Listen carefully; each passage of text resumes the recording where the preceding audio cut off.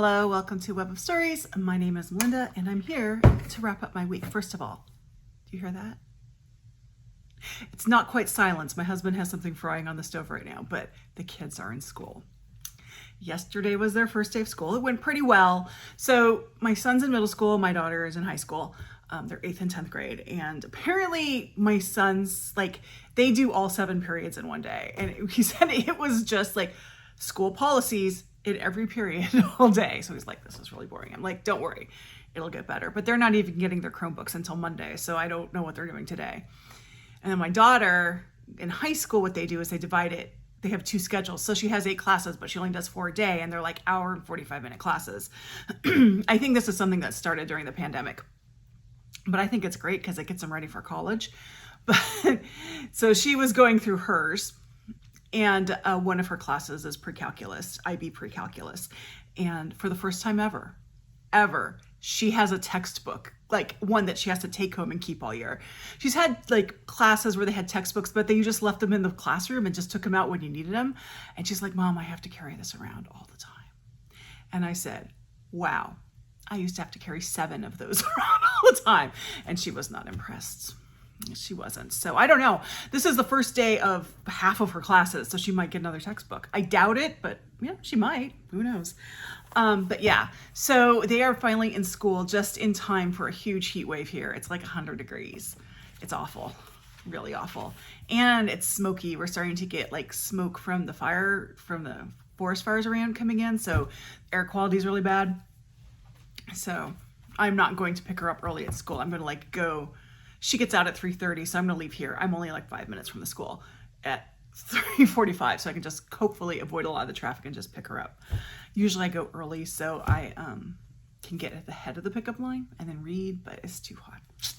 Anyway, there is that. So a couple things, bookish things before I get into my wrap up. I'm going to do a little explanation now, a preemptive explanation for my book haul this month. Last couple months I've done really well and have been negative. So I brought my owned TBR count down because it's still astronomically high, but it is less than it was. I don't know if I'm going to be able to do that this month. And part of it is not at all my fault. Seriously, I am not making excuses for this. Like so many of you, I have a book of the month club. There, words hard membership. And because this is my birthday month, I got a free add-on. So I got Linda Cohen-Wigman's new book. I can't remember the name, The Elixir of something. I got that book. I've liked her books in the past. And then I got, as my add-on, Silvia Moreno Garcia's new book. So I was really looking forward to both of these, right? Well, I get my box and this is what was in them. These are not the books I chose. So I emailed Book of the Month and said what happened. And they said they would send me my books and I can just keep these books, which is great. But I am going to read them. Like, part of me was like, maybe I should just take them to a little free library and just drop them off. I'm like, no, I'm going to read them. But I just want you all to know, if I'm too over, it's because of these and it wasn't my fault. I still haven't gotten my other ones. But Book of the Month has pretty good, Book of the Month Club has pretty good customer service. So this is only the second time I've had a weird thing happen with them. One time they sent me a box twice. And it was a box that I had gotten 3 books for some reason in. And they said, oh, just give the other ones away. So I gave them to Bookish Best Friend. So they're pretty low-key about it. But yeah, so I have 2 unexpected books that I did not plan for coming in this month. And I do have some other books that are coming in. But there's that.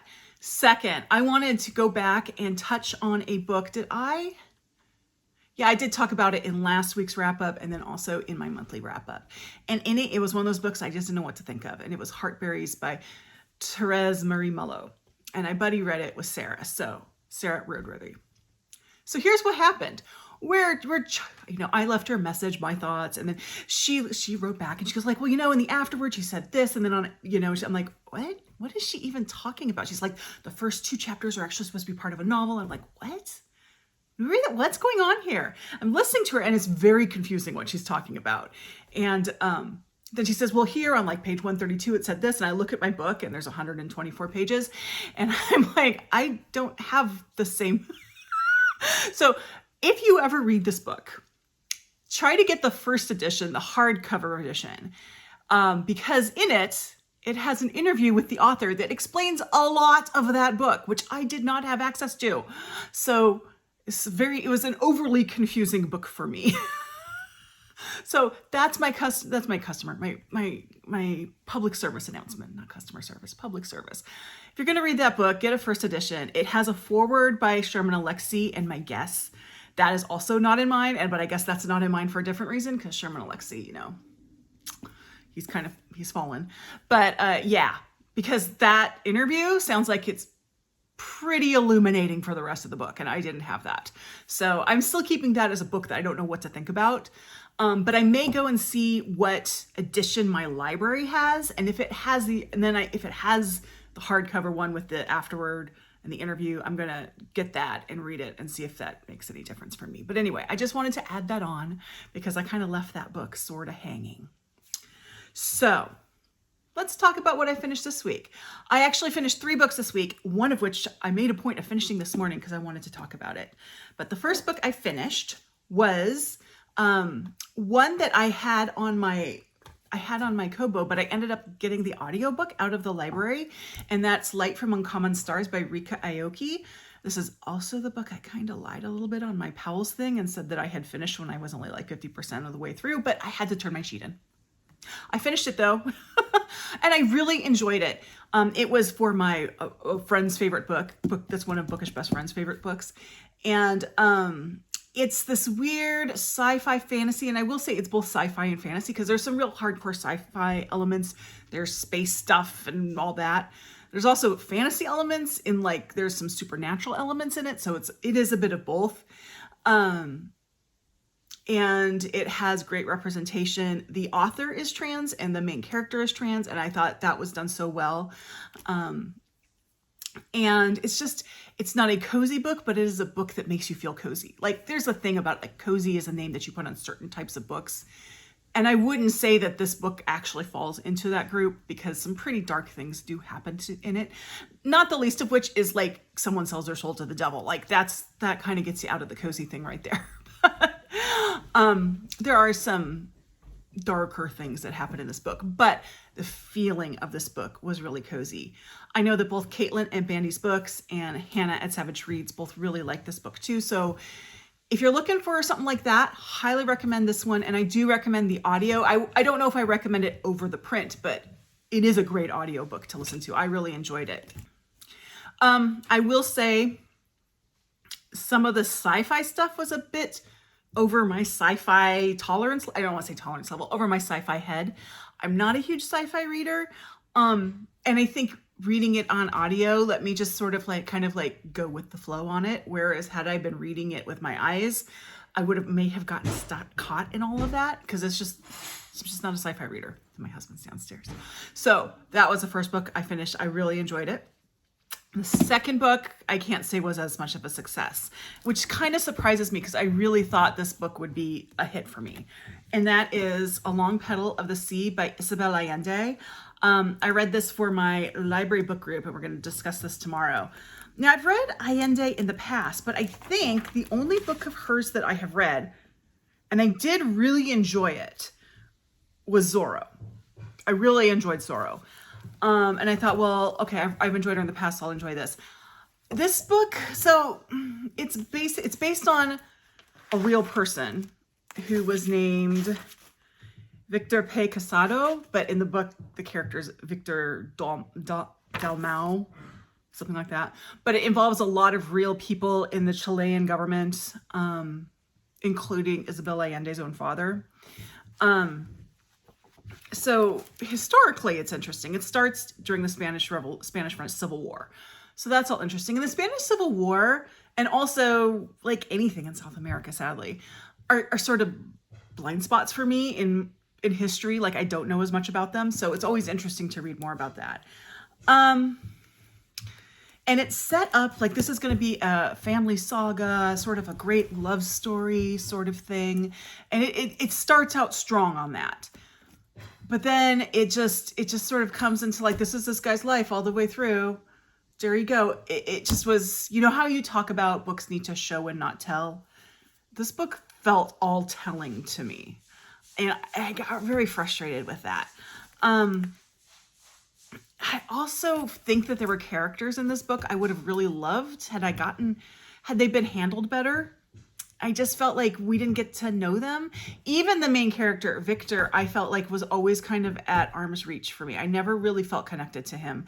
Or even, I never felt like I got any real insight to him. I was trying to figure out what this reminded me of. And I know that NaNoWriMo is sort of persona non grata at the moment. I get that. But this felt like the first draft of a NaNoWriMo novel, like the one that you write in November, which is not a bad thing. I mean, I'm not trying to diss that at all, but I don't think anyone publishes their first draft that comes out of NaNoWriMo. That's your first draft, and then you work from there. And I kind of felt like she just got this all out on paper and then published it. So Isabel Allende is a very prolific author. I mean, this is her list of books on this. I don't know if this is her most recent, but it is fairly recent. It's 2022, I think. 2020. So she might have a book out since then. But I do think she might have fallen into that trap that, okay, you're a known quantity, you consistently sell at a respectable amount. We're going to kind of not edit you as much as we should. I really kind of felt like that with this. Now, this book has fairly high ratings, so maybe it's just me. I don't know. I was disappointed with this book. So I'm glad it's a library book and not one I paid money for. So there was that. And the third book I just finished this morning. And this is my first official Shorty September work. This is Bartleby the Scrivener by Herman Melville. So I first heard about this. I'd never heard of this before last September. And I heard about it from two places. Yes, sweetie? I just listened. Oh. Sorry, my husband's over there listening. First was Angelia read it in her Shorty September, and she really enjoyed it, so I kind of made note of that.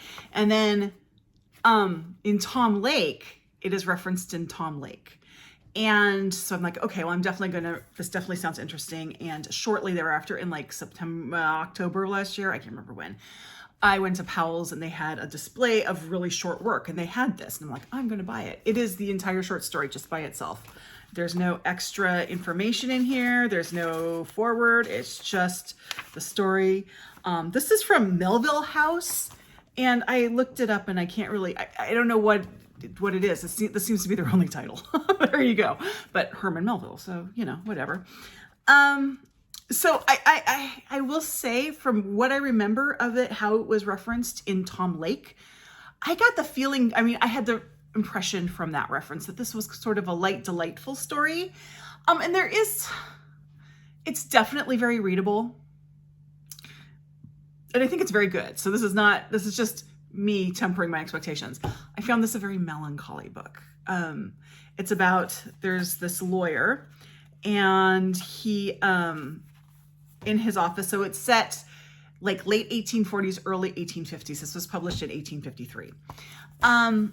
He has three people who work for him. There's like an office boy, and then these two copiers. They're called Scriveners, who copy out his work. And he has extra work, so he hires someone else, and here comes Bartleby. And Bartleby does his job. He does everything he's supposed to, and then the guy asks him, can you come do something a little bit extra? And he's like, I prefer not to. He just walks off. Like, I prefer not to. And I've heard this is like the beginning of quiet quitting. I don't think that's quite true. I think that's overstating it a bit. But and you're like, why? Why does he prefer not to? And why do they just let him not do this? Like, what is going on? So I was really intrigued by this story. I got up early to finish it. Like, I made a point of finishing it so I could talk about it today. I have read Moby Dick, so Herman Melville is not unknown to me, but there's a little bit of a difference between Moby Dick and Bartleby the Scrivener. Just saying. And one thing that I remember from Moby Dick is there's a lot of information that doesn't tie directly to the plot in it. Like, you learn a lot about whaling, probably more about whaling than you need to understand the story of Moby Dick, right? Not complaining. I'm reading Les Misérables now, and let me tell you, I know a lot of stuff about French history and sewers and all that. I love it. It's fine. I'm not complaining. I'm just saying that was sort of his style in Moby Dick. And this is a very tightly written little story. Like, there's nothing extra in this. And one thing that I looked up, because I did a little research after I read this, because I was really intrigued by it, was that it was serialized into 2 parts, which is not uncommon. It was not uncommon for that time, but I'm like, where would he have broken it? Like, I want to know where the breaking point between the 2 parts are, because this is so seamless all the way through.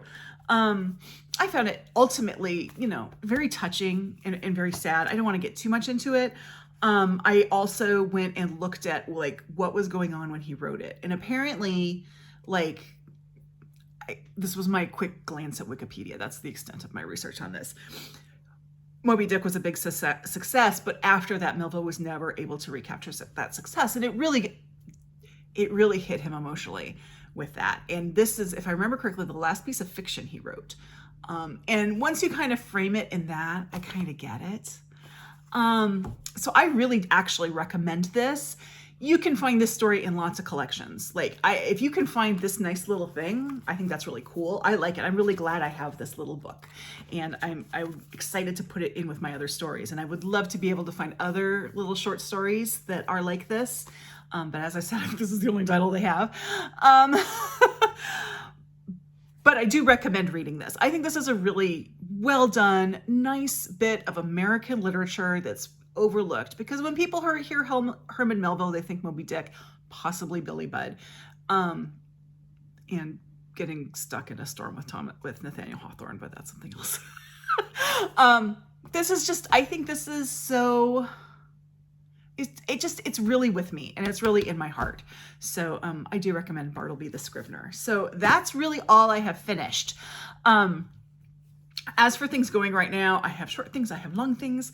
I am doing a month-long read of The Prayer for Owen Meany by John Irving with Kim at Kim's Book Life, and Michelle at Michelle Lynn Reads, and Becca at Becca Books and Bujo. And that book's freaking long.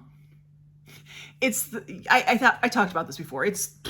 And there's 9 chapters in this book, so the chapters are really long. And I read this years ago. I think I read it right after I saw the movie version, which is called Simon Birch. And significant liberties, if I remember correctly, were taken between the two. So I only remember the biggest points of this book. And I'm enjoying it. I'm glad I'm doing it as a buddy read, because I think that there's probably a lot to discuss in it. I'm glad I'm spreading it out over a month. Because long chapters, I'm sorry, this was, albeit mass market paper book, but it was over 600 pages and there's 9 chapters. So, it's going to be interesting. We haven't started discussing it because I've broken it kind of down. That's when I realized there are only 9 chapters, kind of broken it down by chapter so we can do it over the month. So we haven't really had any discussion with it yet. But I think there's going to be some stuff to discuss. Yeah, that's kind of where I am with that. I am reading, all this will be down below, but I'm doing a buddy read with Angelia. I'm reading Fire Exit, which is just over the 200 page mark, but I think I'm going to count it for Shorty September anyway. I think I'm probably going to read this over about 5 days. It's Morgan Talty's new book. Now, I earlier this year read Night of the Living Res by Morgan Talty, which my TLDR on that was I liked it, but I wish it had been a novel and not short stories. This is a novel. So I am actually really enjoying this. What else do I have going? I'm reading a short story collection, Dearborn by author down below, which I am actually really impressed with. This is, I believe, debut. It's kind of what I wanted Temple Folk to be, which is not fair for me to compare those two. It's not fair for me to do that. But I think the reason I bring it up is I think I had heard about both books, and in my mind, they had kind of merged together. And what I heard about Dearborn, I thought I had heard about Temple Folk. So there you go. That's why I bring that up. Yeah. Oh, and I'm reading September House, which I started on August 31st. My hold came in. So it's going better now. At the beginning, I was like, this is really for me. I don't know. This seems a little too, corny or something, but it's going better now. Once the daughter showed up, it's working better. There's a daughter in this book who's really horribly unlikable, but I also feel very sorry for her, and I have a lot of empathy for her, even though I don't like her and wouldn't want to be anywhere around her. And there are characters like that. Well, no, there's characters I would not want to be anywhere around in Owen Meany, let me tell you, his cousins. Anyway, I'm babbling, so I'm going to let this go. Next week I have a tag coming up. I have my Shakespeare draw, and I will be doing my September book haul revisit if I can get around to editing that video. That's always kind of a bear to edit, but that's what's coming up. But I'm going to let you go now. So like, subscribe, join my Discord, and I'll see you in the next video. Bye-bye.